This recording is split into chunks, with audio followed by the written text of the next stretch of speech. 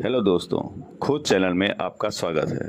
खोज चैनल आज आपके लिए बहुत ही प्रेरणादायक और बहुत ही रोचक कहानी लेकर के आया है, जिस कहानी का नाम है लालच का चक्र। तो दोस्तों, चलते हैं कहानी की तरफ। और उससे पहले यदि अभी तक आपने चैनल को सब्सक्राइब नहीं किया है तो कृपया पहले चैनल को सब्सक्राइब कर लें। तो दोस्तों, बहुत पुरानी बात है। आनंदपुर में 4 मित्र रहते थे। परम सुख, कंचन देव, अधीरानंद और स्वार्थ सिद्धि। उन्हें खेती से खाने पीने को सब कुछ मिल जाता था, लेकिन वे बड़े दुखी थे। एक दिन परम सुख ने मित्रों से कहा, मित्रों, हमारी भी कोई ज़िंदगी है। न बढ़िया खाते हैं, न बढ़िया पहनते हैं। ठीक कहते हो मित्र, न रहने को ढंग का मकान, न घूमने फिरने की सवारी। मुझे तो यह जीवन भार मालूम पड़ने लगा है। कंचन देव ने कहा। अब अधीरानंद ने कहा, न बिजली, न पंखा, न नौकर, न चाकर, हर काम के लिए अपना पैर घसीटो। स्वार्थ सिद्धि से भी नहीं रहा गया। जीवन का आनंद धन से आता है। हमें धन कमाने का उपाय खोजना चाहिए। जिसके पास धन होता है उसके आगे पीछे लोग चक्कर काटते हैं। हमें धन चाहिए, धन। परम सुख ने कहा, मैंने सुना है इच्छा नदी के पास एक साधु भैरवानंद रहते हैं। उनकी कृपा से बहुत लोग थोड़े समय में संपत्तिवान बन गए हैं। हम उनके पास चलें और चल कर के मालूम करते हैं। यह बात सबको जची। दूसरे दिन खूब सवेरे चारों मित्र इच्छा नदी के लिए चल पड़े।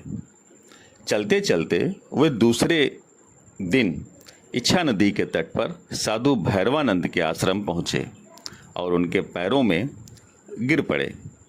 भैरवानंद ने उन्हें उठाना चाहा, लेकिन उन्होंने उनके पैर नहीं छोड़े।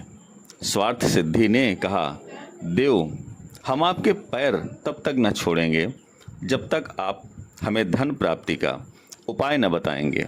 हम धन के बिना नरक का जीवन जी रहे हैं। कृपया कर हमें सहज उपाय बताइए, नहीं तो हम आपके आश्रम में ही अपनी जान दे देंगे। भैरवानंद मुश्किल में पड़ गए। उन्होंने चारों को बहुत समझाया, किंतु वे न माने। उन्होंने धन की रट लगा रखी थी। अंत में भैरवानंद ने कहा, ठीक है, तुम्हें धन ने घेर रखा है। यह दीपक ले लो और सीधे पहाड़ की ओर चलते जाओ। जिसके हाथ का दीपक जहाँ गिरे वहाँ खोदना, तुम्हें मनचाहा धन मिल जाएगा। इतना कहकर भैरवानंद ने चारों के हाथों में एक एक दीपक दे दिया। दीपक पाकर वे बहुत खुश हुए और भैरवानंद को प्रणाम कर तेजी से पहाड़ की ओर चले। कई दिनों तक चलने के बाद परम सुख को अचानक ठोकर लगी और उसके हाथ का दीपक गिर पड़ा। सभी रुक गए। परम सुख ने भैरवानंद के कथनानुसार जमीन खोदना शुरू कर दिया। वहां तांब की खान मिली। उसने खुशी से चिल्लाकर कहा, मित्रों, छोड़ो आगे की यात्रा। यहाँ से तांबा लेकर चलो, इसे बेचकर मौज करेंगे। किंतु शेष तीनों नहीं रुके। उन्हें लगा कि आगे इससे भी कीमती खाने मिलेंगी। अगले दिन अधीरानंद के हाथ का दीपक गिर पड़ा। उसकी खुशी का ठिकाना न रहा। वह धरती खोदने लगा।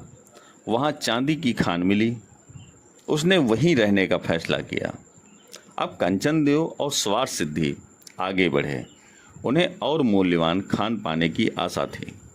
थोड़ी ही दूर पर कंचन देव के हाथ का दीपक भी गिर पड़ा। वहाँ सोने की खान मिली।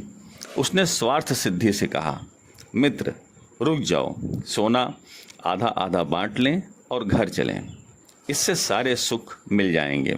लेकिन स्वार्थ सिद्धि को लगा कि इससे कीमती धातु मेरी प्रतीक्षा में है।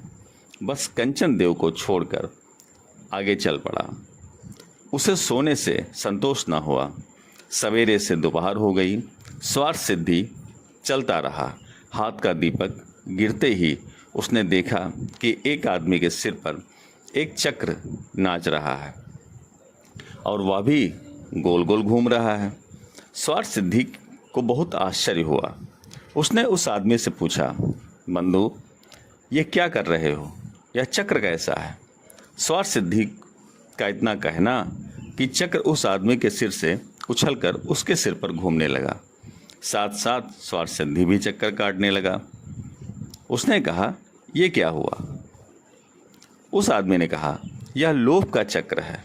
मेरे सिर भी ऐसे भी सवार हो गया था जैसे तुम्हारे सिर पर सवार है। मैं युगों से इसके फेरे में पड़ा रहा, अब तुम्हारी बारी है। स्वार्थ सिद्धि घूमते घूमते बोला, मित्र, ऐसे में खाऊंगा पीऊंगा कैसे? मित्र, यह लोभ का चक्र है जिसके सिर पर सवार हो जाता है। वो खाना पीना, दिन रात और उठना बैठना भूल जाता है। हित मित्र सब छूट जाते हैं।